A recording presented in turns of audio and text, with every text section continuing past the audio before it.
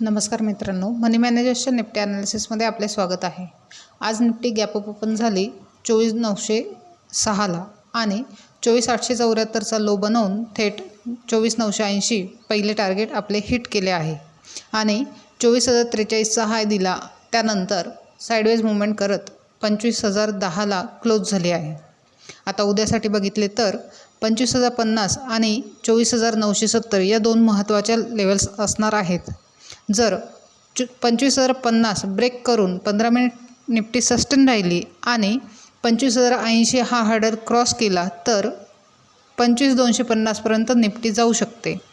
तसेच 24,970 ब्रेक झाले तर निफ्टी 24,870 पर्यंत जाऊन पुन्हा अपसाइड मूव्ह करू शकते। ओव्हरऑल डेटा पॉझिटिव्ह असल्याने निफ्टी गॅप अप होण्याची शक्यता आहे। तसेच ट्रेंड पॉझिटिव्ह आहे, त्यामुळे आपला व्ह्यू बाय ऑन डिप्स असणार आहे। अशाच निफ्टीच्या ॲनालिसिससाठी चॅनल सबस्क्राईब करा, तसेच व्हिडिओ लाईक आणि शेअर करा।